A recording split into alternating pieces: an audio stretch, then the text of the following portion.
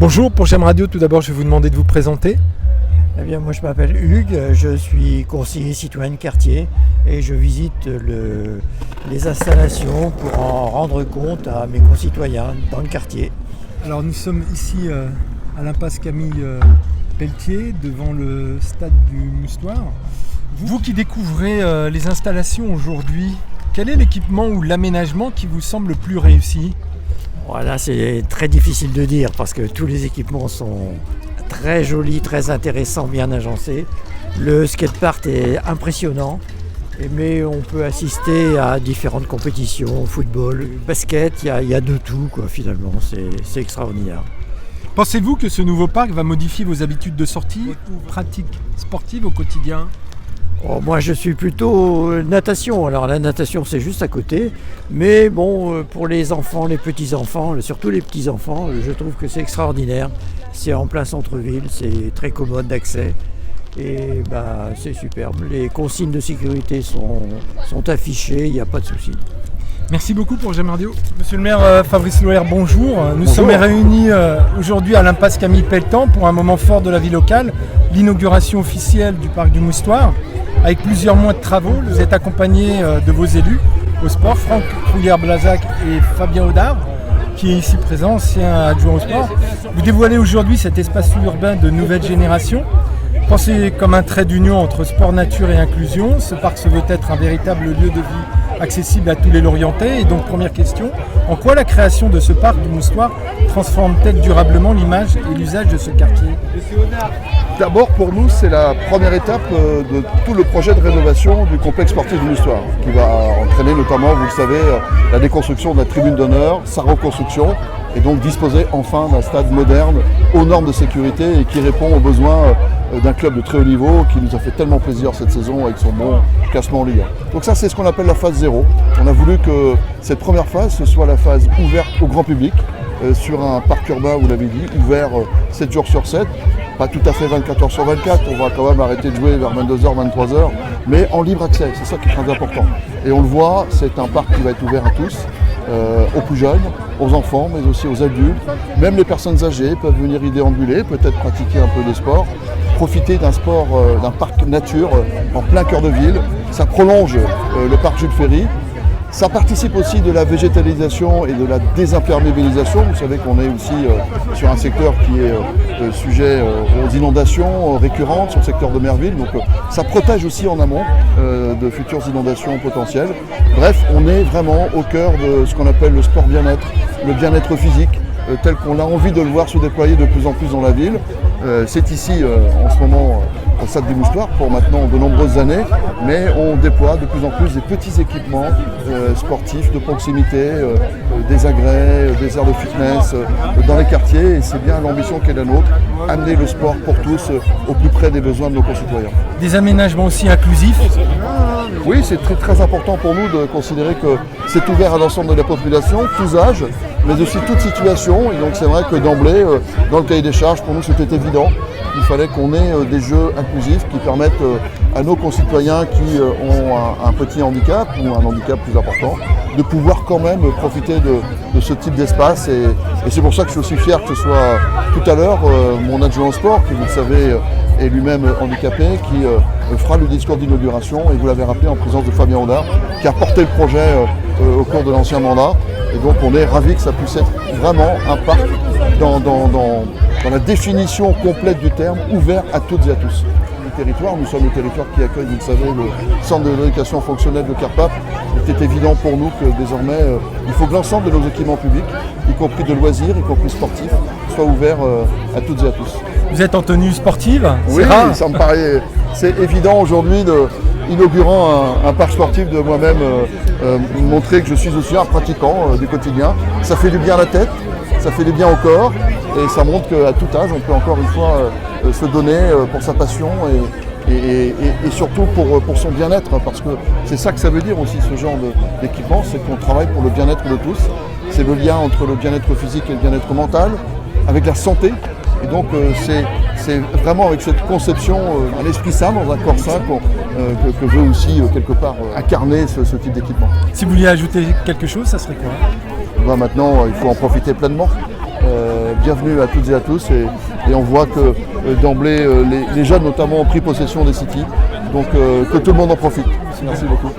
Monsieur Audard, bonjour, donc ancien maire adjoint au sport, c'est une émotion aussi de se retrouver pour l'inauguration d'un projet que vous avez porté pendant toutes ces années. Comme dans tout, quand on fait des choses, on espère qu'elles vont plaire, donc quand elles arrivent, on a toujours un petit peu d'émotion. Et puis quand on voit tout le monde qu'il y a aujourd'hui à l'inauguration, on se dit que ça va marcher et que voilà, on a toujours ce doute de faire un nouvel équipement qui n'existait pas sur Lorient, donc savoir l'utilité qu'il va avoir, est-ce qu'il va être utilisé ou pas.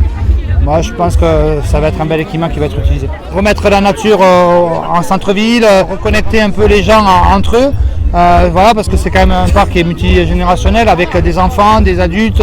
On va avoir tout type de discipline. Inclusif, voilà, c'est aussi une volonté qu'il soit accessible pour tous. Il sera, mais comme on fait globalement sur tous nos nouveaux équipements, on se doit d'avoir cette vue-là maintenant et on a rempli le projet aussi de ce côté-là. Merci beaucoup pour GEM Radio. Avec Tout d'abord pour GEM Radio, je vais vous demander de vous présenter. Oui, bonjour, je suis Stéphane Noézic, je représente et j'ai l'honneur de représenter le conseil départemental du Morbihan ici aujourd'hui à Lorient pour cette inauguration. Je suis alors au niveau du conseil départemental, j'ai en charge la présidence de la commission biodiversité, environnement, pêche, agriculture, eau, climat. Et le département, en quoi le soutien à cet équipement sportif lorientais s'inscrit-il dans vos priorités actuelles d'aménagement du territoire? Je ne peux évidemment pas parler pour l'État parce que je ne représente pas l'État ici. Alors pour le département, au-delà d'un équipement un peu local, parce qu'on va dire que c'est un aménagement local, au-delà de ça, nous ce qu'on soutient, ce qu'on veut soutenir, ce sont tous ces projets qui permettent, au-delà du sport, qui n'est pas une compétence du département, on souhaite évidemment y participer, mais on aime beaucoup aussi, au-delà du sport, tous les projets qui permettent la cohésion, qui permettent l'aménagement du territoire et aussi la transition écologique. Donc nous, on soutient, on souhaite aussi évidemment soutenir le FCL, soutenir la ville de Lorient, soutenir le sport. Merci beaucoup pour GEM Radio. Bonjour pour GEM Radio, tout d'abord je vais vous demander de vous présenter. Alors, je suis Fabrice Guyot, je suis le président d'Atlantique Paysage. Donc sur ce chantier, on s'est occupé de l'aménagement paysager, les plantations, les pelouses, la pose de mobilier. Donc on n'est pas des spécialistes des terrains de sport, on fait ce qui est autour. Voilà. Et ça a été un peu un challenge pour vous? Alors le challenge déjà, c'est comme beaucoup de chantiers, c'est s'adapter au terrain, à la situation. Et puis cette année, on l'a un peu oublié parce qu'il fait très beau aujourd'hui. Une des difficultés qu'on a eues, et pas simplement nous, les gens qui passaient avant nous, c'est de tenir les délais parce qu'on a eu en Bretagne, mais pas simplement en Bretagne je crois, 2 mois d'intempéries. Donc c'était une contrainte supplémentaire et les paysagistes, on arrive en dernier. Donc tout le retard qui a été pris par les autres, on nous demande souvent de presser un petit peu, de le rattraper. Et pour tout dire, hier soir, il y avait encore quelques personnes dans mes équipes qui sont intervenues pour faire derniers petits aménagements. Voilà. Si vous aviez quelque chose à ajouter, ça serait quoi? Eh ben, ce que j'ajouterais, c'est que je suis émerveillé de voir que, à peine les portes ouvertes cet après-midi, de voir tous ces terrains et ce lieu approprié par les jeunes, parce qu'il y a quand même beaucoup de jeunes, mais quelques anciens aussi. Et donc ça, c'est vraiment un plaisir de voir que ce projet, il a pris vie immédiatement. Merci beaucoup pour GEM Radio. Madame la première maire adjointe, bonjour. Merci. Quels sont vos premiers mots par rapport à cette inauguration?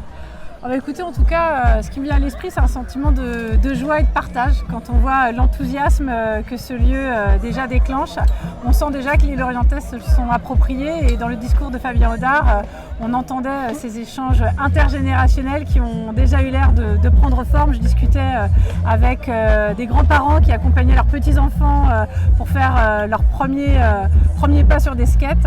Et on sentait déjà l'enthousiasme à partager ces moments de bonheur et de partage tous ensemble. On sentait déjà depuis quelques temps, on était interpellés sur la date d'inauguration, quand est-ce qu'on va pouvoir utiliser le parc.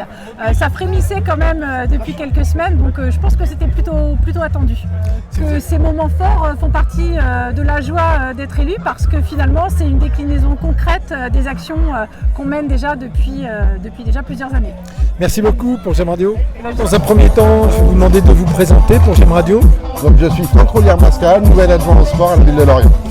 Alors pour vous, donc c'est une première inauguration. Oui, c'est une première inauguration. Je vais en avoir plein de premières en tant que nouvel adjoint.